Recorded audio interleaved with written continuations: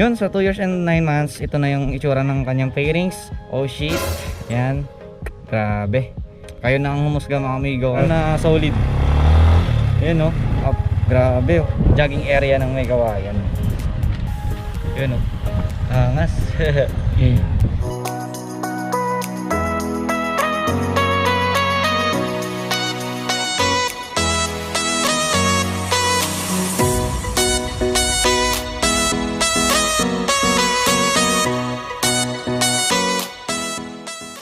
What's up mga amigo?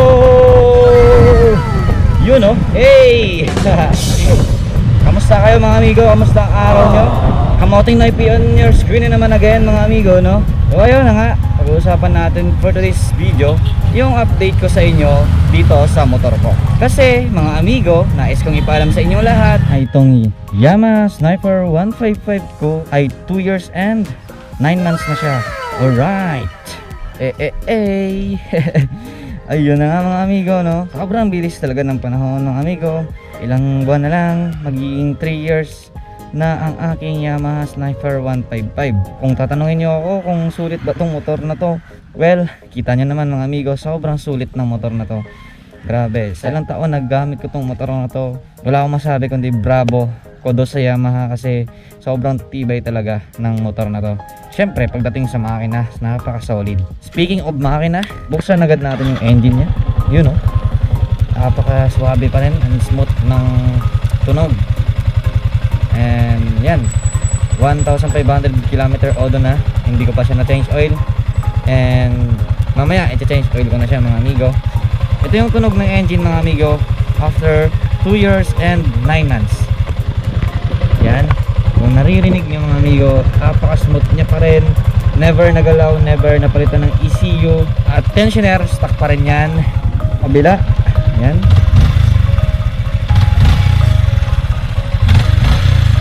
Yun oh, napaka-solid oh. Ang smooth pa rin talaga ng tunog niya at yung under niya.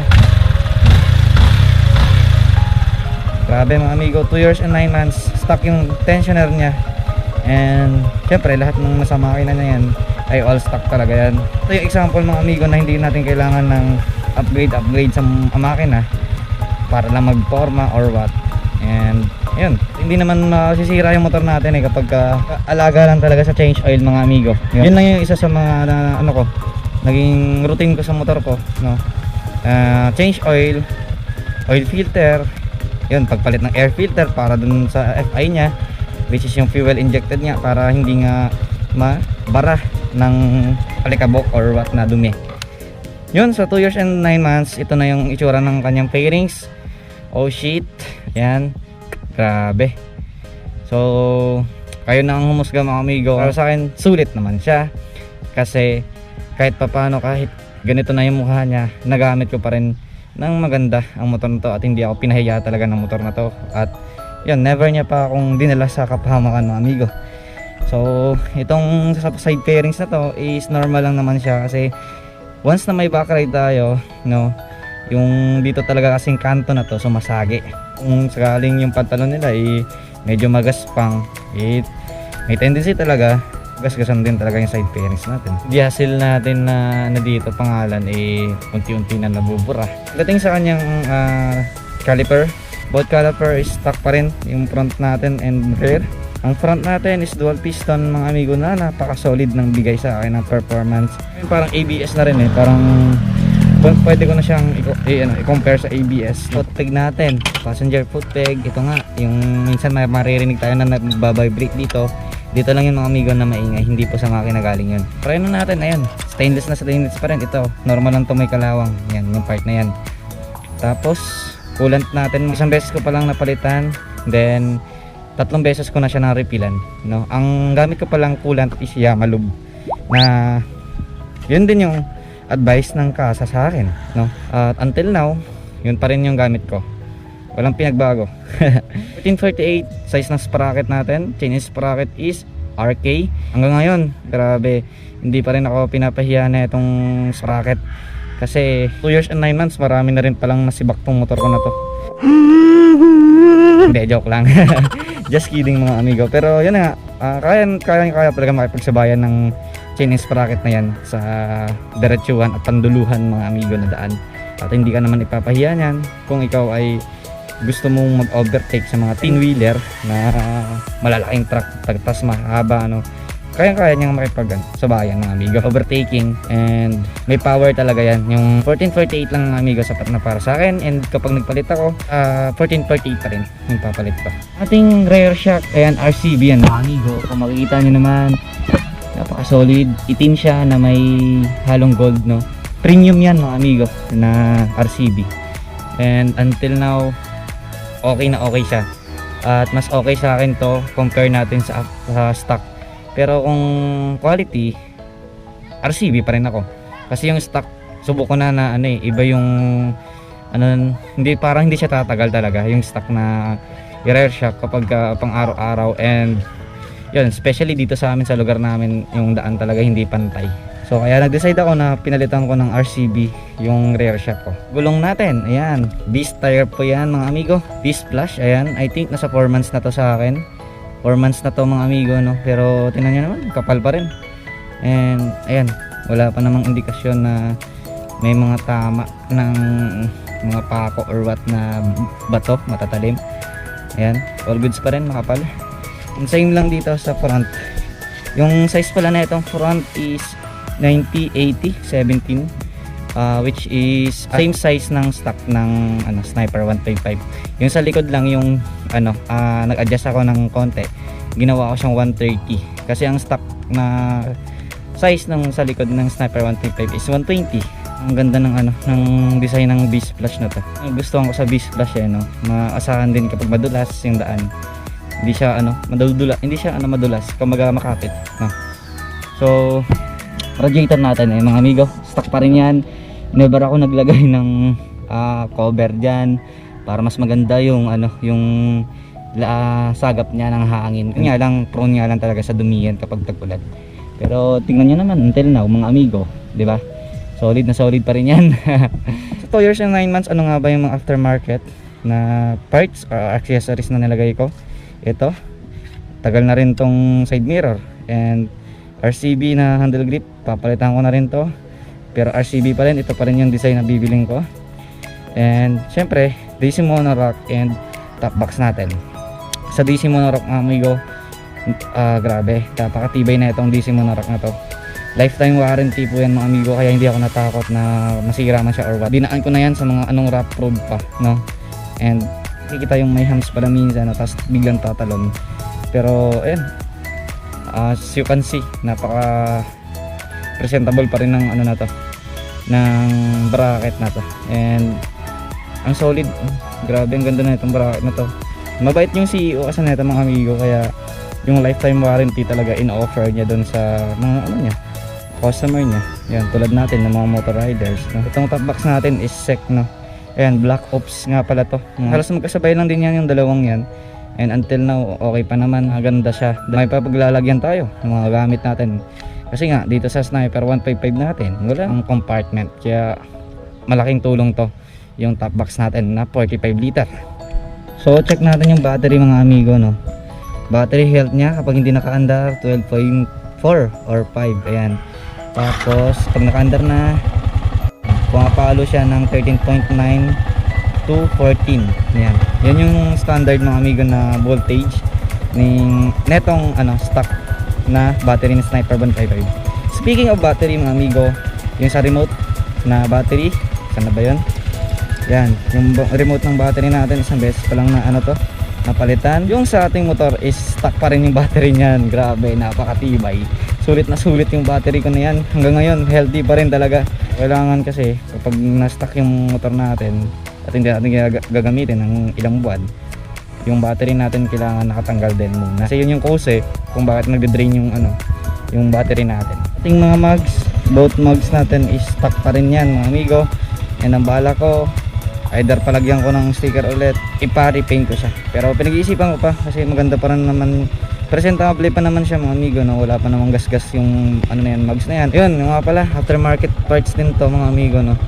Accessories natin ng Motowolf. Pinalagyan ko siya kasi magagandang tulong siya, no? Kung sakaling magsa-sideline ako sa delivery, and kapag nagra-ride kami tapos hindi namin alam yung pupuntahan namin na hindi kami pamilyar sa lugar, no? Magandang tulong to para meron tayong magagamit para sa Google Maps. May pagmalalagyan tayo ng ating cellphone. And syempre sa mga gold bolts natin mga amigo. Naman original yan mga amigo. Kasi hanggang ngayon gold na gold pa rin siya. Hindi siya yung typical ng gold bolts na nag-fade. Yung performance mga amigo, masasabi ko lang grabe, solid na solid pa rin hanggang ngayon. Yung tulad nga nasabi ko, yung sprocket na set neto na 1448 yung size, yun talaga yung nagpadagdag din ng power and speed neto Sniper 155. Napaka-aggressive niya lalo. And hindi ka talaga ipapahiya literal na solid. Yun no.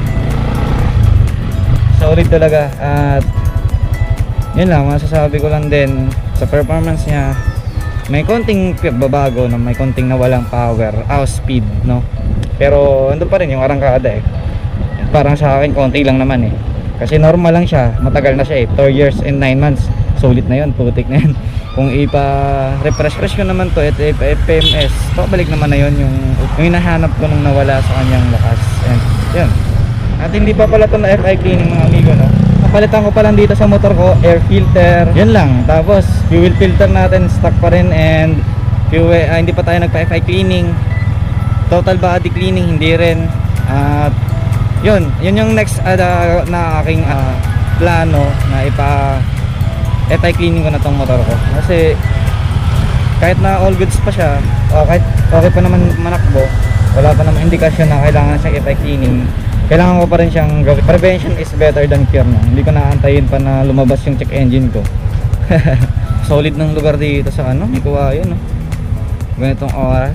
About sa kilis niya mga amigo, huwag kayong mangamba or what, no, na sinasabi ng iba yung kilis daw parang sirain or hindi siya maganda.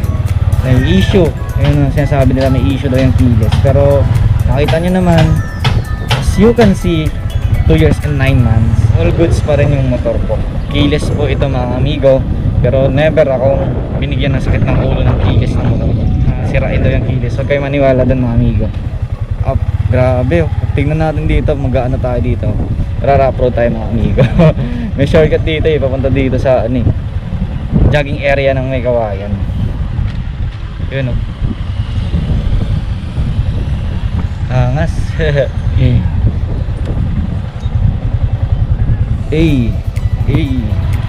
Sinabi ko naman sa inyo mga amigo, so nagkaroon tayo ng content regarding that, kung anong mga issue dito sa motor ko. And yun lang din naman until now, na wala na nag-issue ako. Minor issue lang naman talaga. And yung siguro yung throttle cable natin, yun talaga yung pinakadelikado na issue. Ang masasabi ko lang, no? And sana masolusyonan, no, pag dumating yung ABS na version. Sana masolusyonan ni Yamaha, or palitan nila ng magandang throttle cable, kahit tulad nun sa Sniper 150 na throttle cable.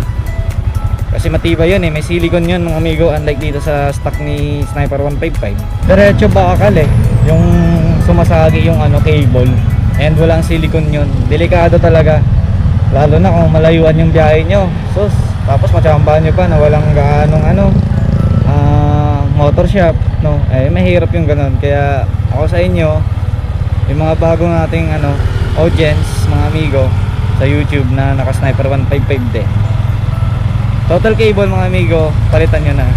Yun lang, yun ang lagi sinasabi ko sa inyo pagdating sa issue para yun nga, hindi na tayo disgrasya. Huwag na natin antayin yung disgrasya, kumbaga iwasan na natin, hanggat maaga pa maiwasan na natin yun. Mga pala, maraming salamat sa mga patuloy na nanonood dito sa YouTube channel natin. Thank you so much mga amigo. God bless you all. Ingat kayo palagi sa daan mga amigo. Ngayon para may trangkaso kasi ako ngayon, kaya kung mapapansin yung energy ko hindi ganun hindi ako ganun ka-hype Para kasi akong tatrangkasuin, no? Kami rin gawa, no? Karang medyo busy din talaga. And sa mga nag-avail din pala mga amigo nung ating K&O VIP camel back seat. Ayun sila mga amigo, no? Salamat sa inyo. sa inyong pag-avail mga amigo. Salamat, sobrang salamat, no. Isang linggo lang, less than a week lang eh, no. Hindi umabot na yung isang linggo eh, naubos agad yon yung item natin. And yun yung isa sa business ko pala mga amigo ngayon. Kung gusto nyo magpa-reserve, i-PM nyo na lang ako sa Kamoting Navy page. And nagpo-post din ako sa mga page ng Sniper 155. Yun, at maraming salamat ulit sa mga nag-avail. And sila boss, no? And yun, may paparating naman tayo na stocks na. And sa mga nagpa-reserve na, PM ko na lang po kayo. And ayun, salamat ulit. Amigo, kung may iba pa kayong katanungan, no, about sa motor ko, kung ano pang gusto niya itanong, no. Kasi hindi ko nasabi ata lahat ngayon. Sound check lang naman talaga lagi yung ina-update natin. Kasi yung mga issue natin is paulit-ulit na lang. Kung ano yung gusto niya itanong, comment na lang sa baba. And sa mga kabatch ko rin, ng Sniper 155 na model 2021, Ipaps. Shoutout sa inyo mga amigo. Shoutout din sa mga kaklub ko, S155 Marilao, Bulacan. Salamat po, president namin. Thank you sir. So ayun, hanggang dito na lang yung video natin mga amigo. Maraming salamat ulit. Once again, this is Kamoting Navy, na laging nagpapaalala sa inyo na huwag nyo kalimutan laging alay ko, sakit na lalamunan ko. Ride safe. Pumiyok pa nga. Peace out, Mabudi. I'm digging through the glove box. I thought I had a map in here. The driver's door doesn't lock. I bought the car my junior year. There's candy in my backpack, and you can pick our soundtrack. We're heading for the East Coast tonight, so pack your bags and hold on tight, 'cause we're taking off. Pack up here, track